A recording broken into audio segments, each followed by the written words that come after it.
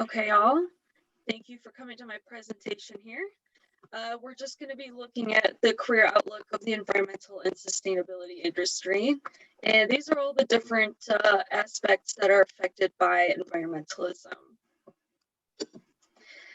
So this is like a personal introduction. So I've been interested in environmentalism from like a really young age. And I felt like that industry was like a nice overlap of like environmentalism and tech. Like those are like two big interests of mine. The purpose of this is to actually like really dig into the industry, like do like a bit of an exploration. And then I'm going to cover the topics of the education requirements, job prospects, and a comparison of like three jobs within the industry that are like all varying like different environments. And then the scope is going to be the US, but I'm pretty sure this can apply to anywhere in the Western world, basically. So main limitations are going to be cultural bias. So basically, because this is going to be basically only applicable to like the Western world and the United States and all that, it's not going to really be going into environmental issues that affect like vulnerable populations in low-income communities, developing countries, things like that. And the visual data is actually obtained from a secondary source. I was supposed to get it from a primary source, but that didn't happen. And then my report is going to be organized this way. So I was just telling you before: education prospects and a comparison of a few jobs. So education is like pretty versatile. You can, if you want to just get like a trade certification, like a vocational school, you can do that. It would only take like a year for you to get trained that way. Hazardous waste technicians, you can get like a certification for that, but you actually can just learn that on the job as well. There's a lot of different job sites that will let you just do on the job training.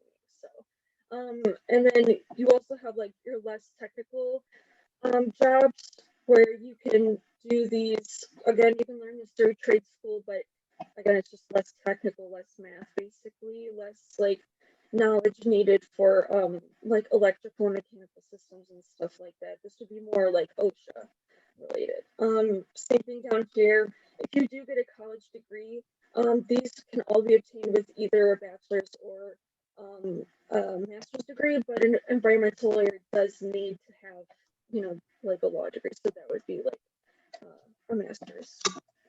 So the industry is actually looking pretty good. There are a couple uh, specific jobs that are in decline.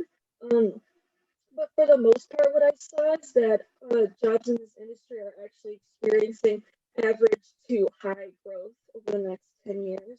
I just included these pictures here because I thought it was like a nice transition, like from a nice, really simple idea that can be made into something really extravagant that can actually like benefit a whole community. So I thought that was pretty relevant.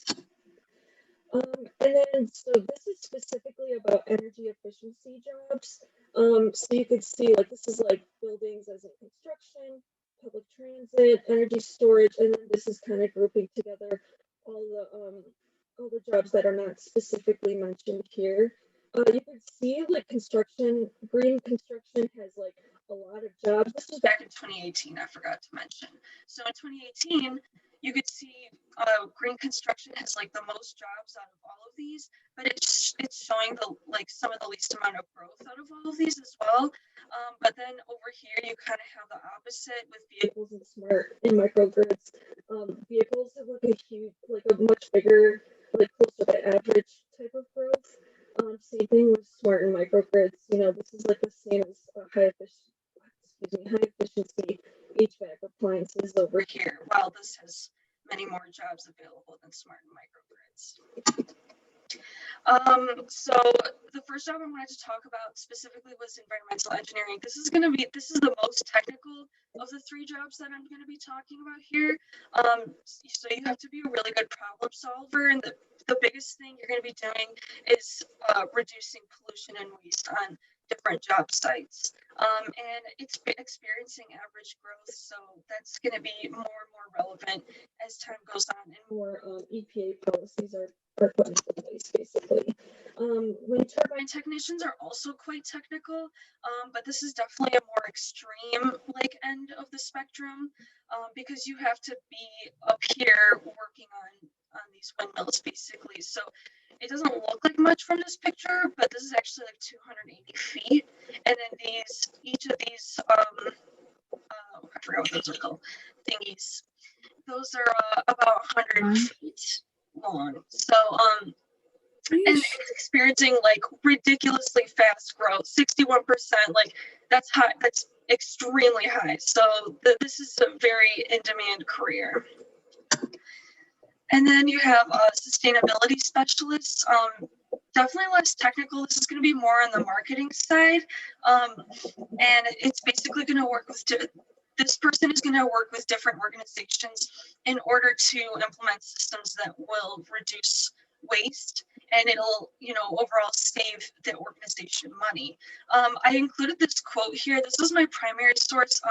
This is from Leslie Tom, who works at the Charles H. Wright Museum in Detroit. I interviewed her for this, project, and she was saying, basically her experience with working in this museum as a sustainability specialist. Actually, she's chief sustainability officer for the entire museum. And it's actually, this job is actually experiencing pretty good prospects at 12% growth. Mm. And that's basically the entire thing. I feel like the industry is pretty diverse. You don't need a college degree to be doing some really high in-demand jobs like that wind turbine technician job. You don't need a degree. That's just like trade school certification. And I think it would be really, really good return on investment in terms of time, effort, things like that. And it just lines with my passion for environmentalism.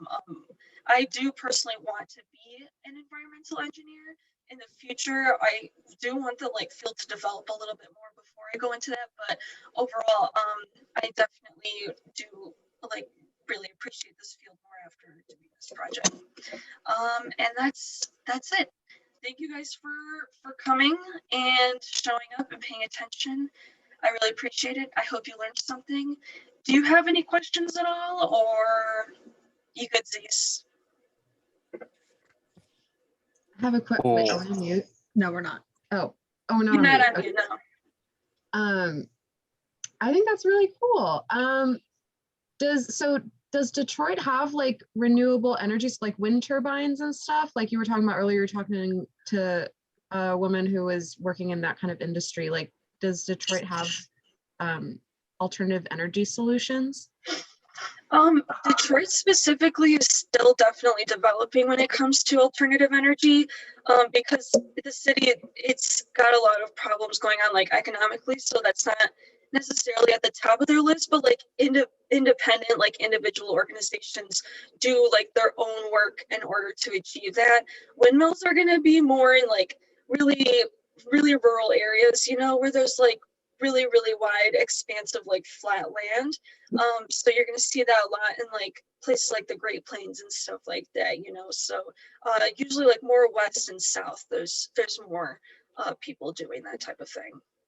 Yeah, because I know literally the thing I'm working on right now that I'm waiting for my stuff to render is for a green energy company called GME. Literally the stuff that I was complaining about earlier today.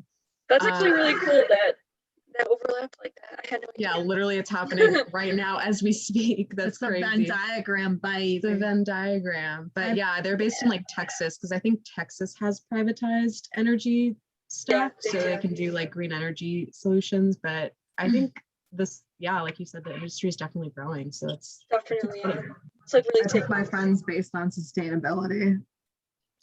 Yeah. I have a question. Is there any area that you know of in specific that has way more demand for turbines and things of the sort more than anywhere else? That's a good point. Wait, I'm sorry, repeat your question. Is there a specific region or a state or area that has a significant higher demand of turbines or things of the sort that you know of? I'm not exactly sure. I know, I think, I think Sammy, we talked California is about earlier, Sammy, we talked about earlier how Texas and New York, I think, are doing more green energy solutions. We talked about that a while ago, I think, but yeah, definitely, yeah. yeah. It's also like the flatlands, like definitely in between Missouri and Michigan. We saw a couple of like wind turbine farms driving Yeah. back and forth.